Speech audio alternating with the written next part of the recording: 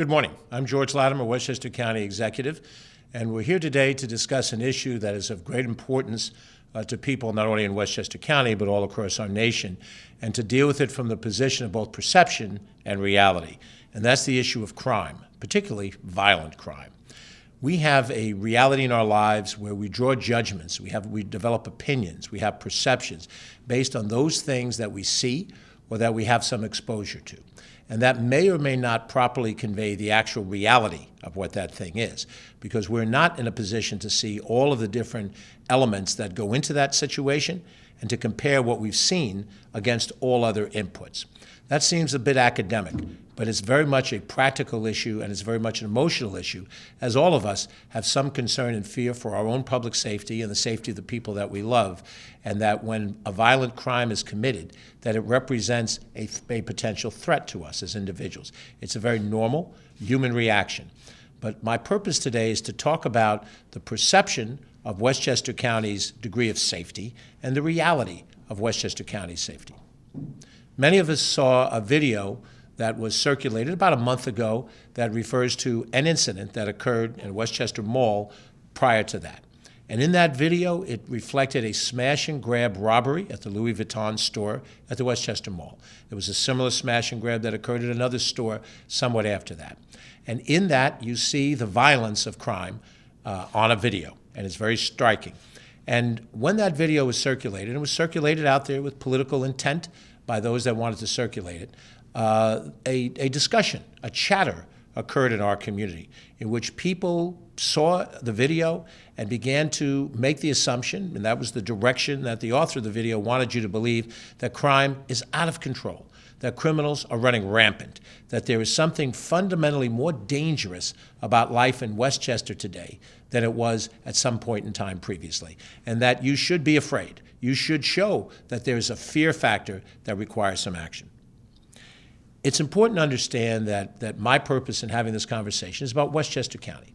There are many other parts of the state and many other parts of this nation, and I don't purport to know exactly what's happening in those other areas.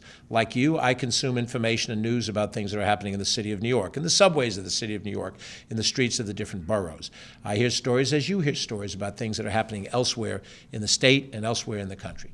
But in Westchester County, that is the responsibility that I have as county executive, and I've had for slightly more than 4 years. And so I wanted to know, what is the reality? What is the reality of this? When I saw the video and I heard people talking about the video and being upset, worrying about whether they would go out to a mall, whether they would interact economically in Westchester County because they now had a reason to fear, having seen a video or having heard some of these things, I turned to our Department of Public Safety, our county police, and I said, please, take a look. I want you to do an analysis.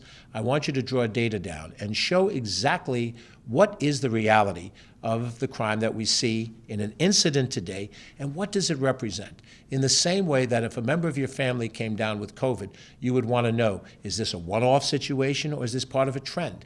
We've spent many times at this podium talking about the long effect of COVID, but now the question is on the issue of crime. And are we seeing a trend or are we seeing an incident? And so our Department of Public Safety did an analysis, did a report, and they drew information directly from the New York State Department of Criminal Justice Services, which has statistics available on every police department and the criminal actions that they report in their different jurisdictions. Every village, every town, every city where there is a police department is required to report to the state, and the county police department did the professional job of pulling that together to give us some aggregate numbers. I want to share this video with you as I continue to lay out the situation of where we are in our reality today in crime in Westchester County. You might have heard that crime is out of control, that criminals are running rampant. But let's look at the numbers. Let's look at the facts, because here in Westchester County, crime is down. When the Westchester County Department of Public Safety compared January through September 2017 versus 2021, we see a decrease across the board. Total index crime has decreased 26.5%. Total violent crime has decreased 27.6%. Total property crimes have decreased 26.3%. Our police professionals, working with all elements of our communities, have made Westchester County a safe place to live. People move here, people stay here because of the advantages of Westchester County, one of which is knowing that they live in a safe environment. Crime is down. It's been down, it will continue to be down, because together, every day, we're building a safer Westchester for you and your family to grow and to thrive. The numbers in this report compare 2017 to 2021, and you're looking at numbers that represent 3/4 of a year, January through September 30th. We picked 3/4 of the year because we did not have year-end statistics for 2021, so we could not get an apples-to-apples comparison of the full year.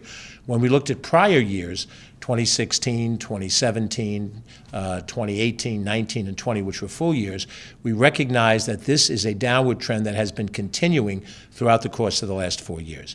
And we also picked 2021 because it's the most recent year that we have. That reflects recent experience. When we look at 2020, we have the reality of a pandemic that shut down the economy and external activities for a significant portion of 2020 and potentially affected what would be a normal baseline year. We went back to 2017 as well because it represents the last year before this administration took office.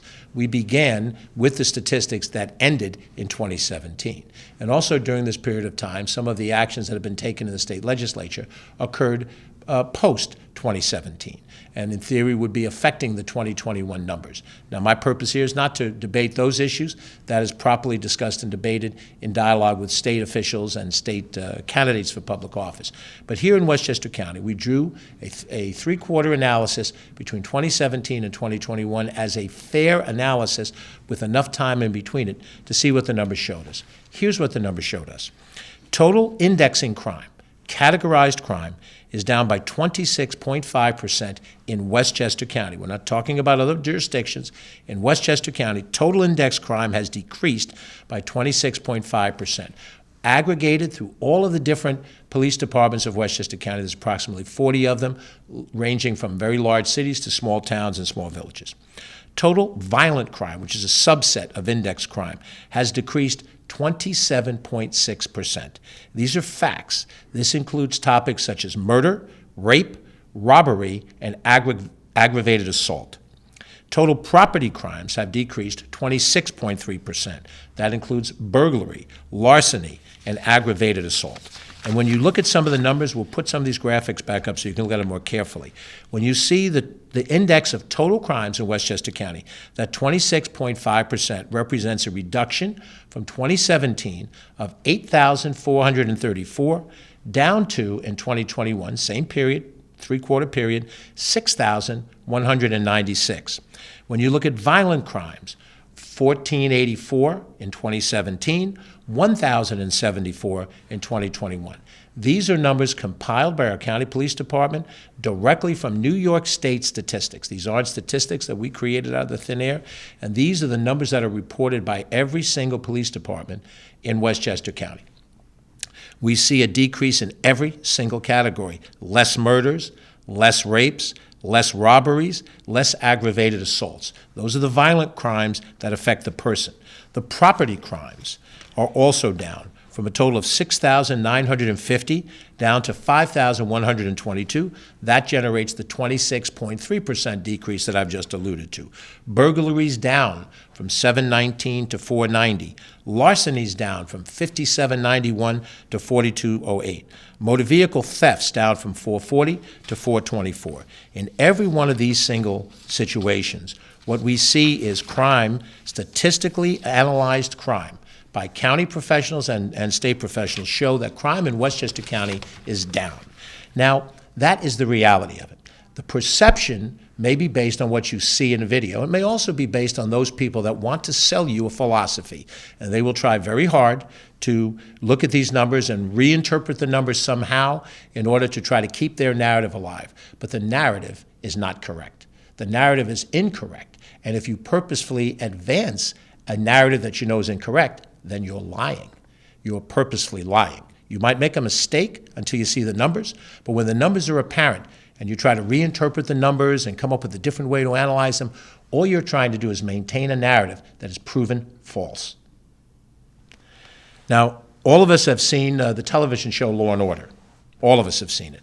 And it always begins very dramatically with the dump-dump sound, and the opening line of that show is, in the criminal justice system, The people are represented by two separate yet equally important groups: the police, who investigate crime, and the district attorneys, who prosecute the offenders.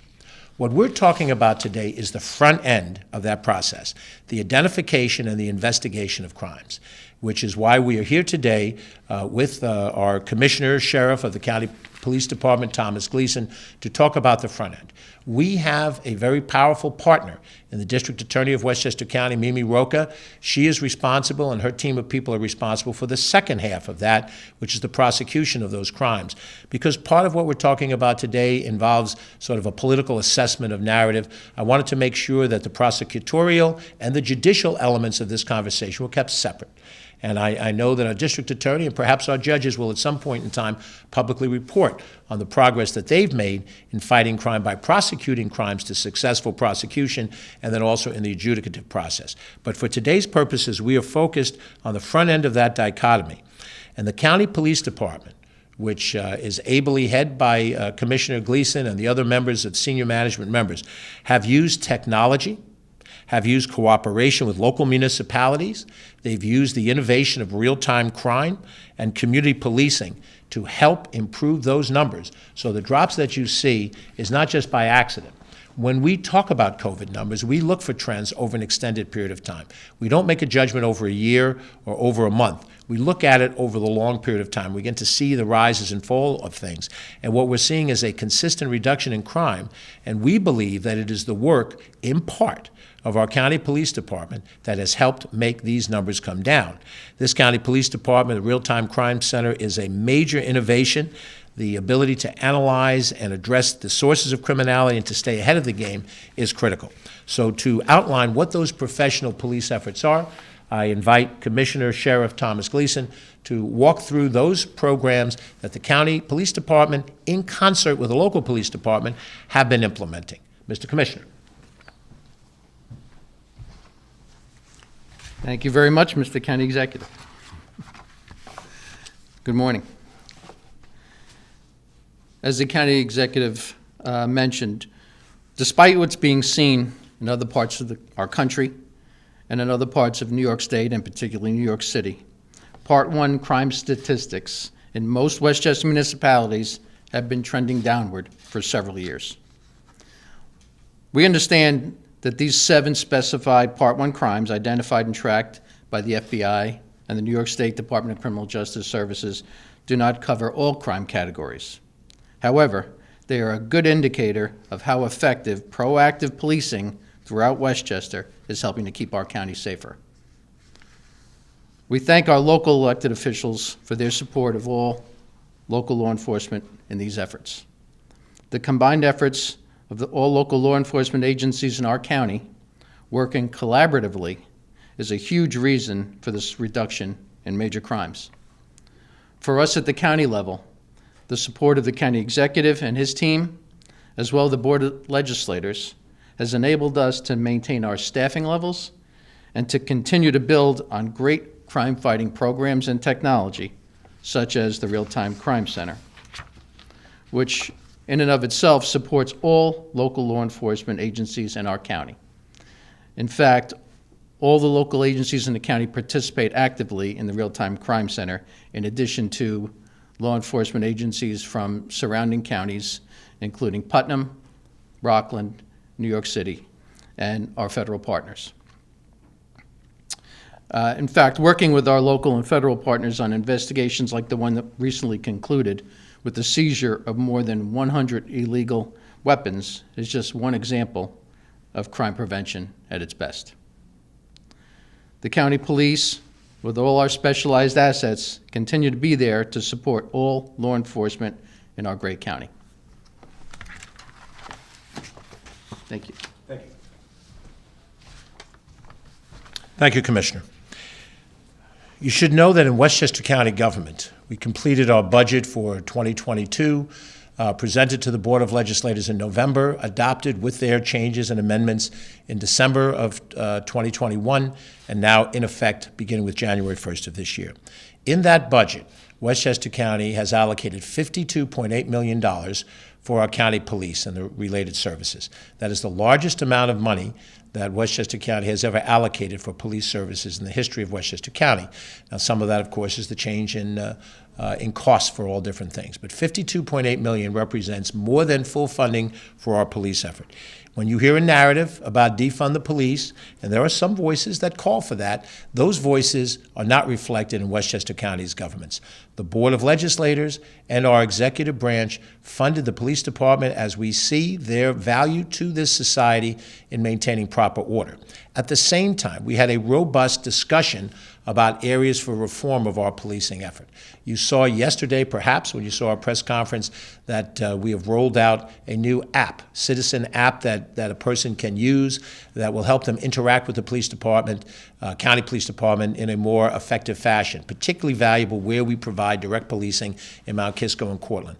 That was a recommendation that came out of the Reform Committee, and it reflects, once again, the appreciation for technology in modern-day policing. We've already mentioned to you how we have adapted and implemented a mental health crisis response team in different parts of the county to work alongside our police in responding to certain kinds of incidents that involve individuals who are having mental health issues. They may be a threat, but they can be handled in a different fashion from a traditional criminal situation. And we have trained our 911 dispatchers, as well as those on the receiving end of calls that come into local precincts, to try to help them be able to know how and when to dispatch that group alongside of the normal police response so that you have a team effort that might resolve issues. Those are examples of implementing reforms. We have other reforms in place, and I'm frankly very proud that this county police department had many of these suggestions already in place at the time that these discussions were being held. And we work cooperatively with the other communities that also did these analysis. When you hear the rhetoric and the narrative that says, well, we've handcuffed the police with these reforms, that's not true.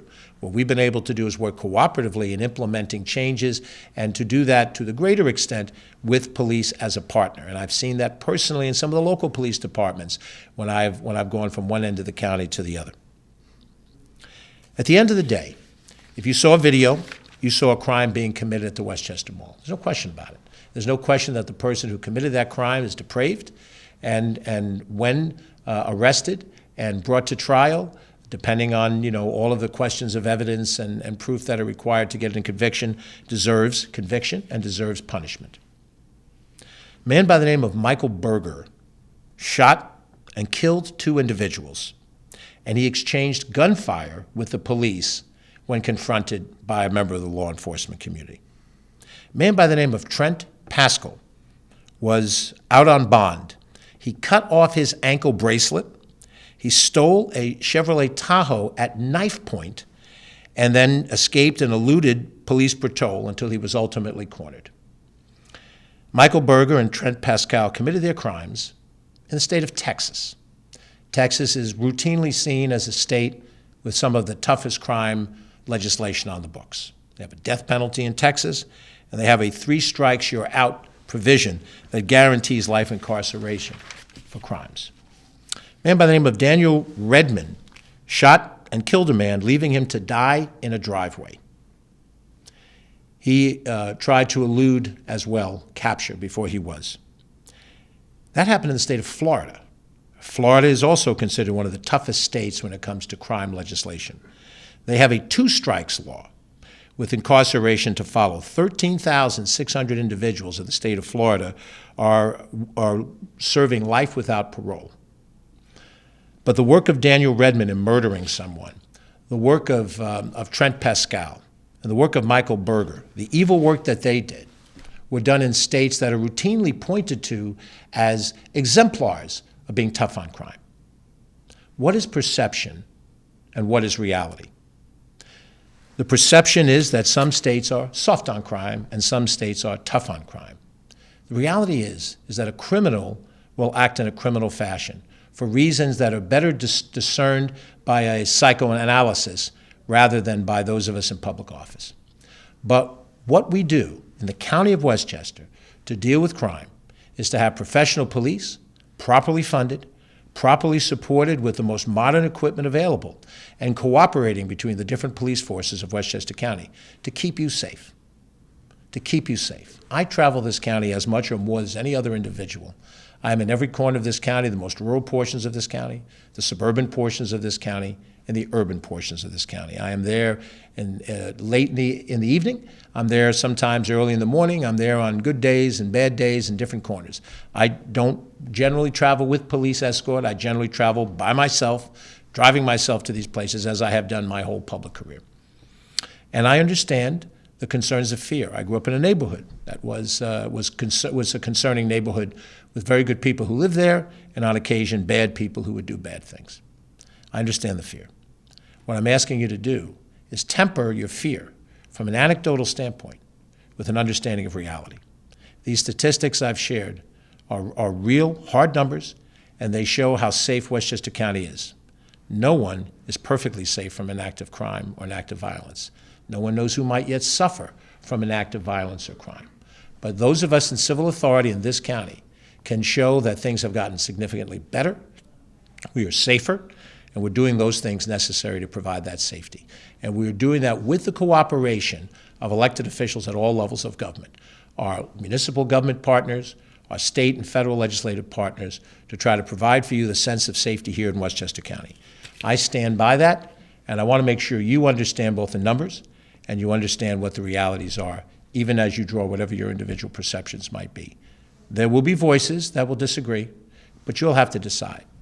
And I believe if you look at this in an honest fashion, you'll see that we are safe, we continue to be safe, and we will be safe as we go forward. I don't know if we have any questions from the press. If not, members of the press can certainly reach out to us through our Director of Communications, Catherine Chaffee, at 995-2932. We will be back in front of you again a little later this afternoon to launch our cybersecurity task force. That is also a very important issue. In a sense, that's an issue of prevention of crime as well. Different type of circumstances. We'll talk with you about that a little later today. Thank you for watching, and do share this with your friends so that people can understand exactly what the reality is of crime in Westchester County and the degree of safety that you serve. I'm George Latimer, Westchester County Executive. Thank you for watching. Have a good day.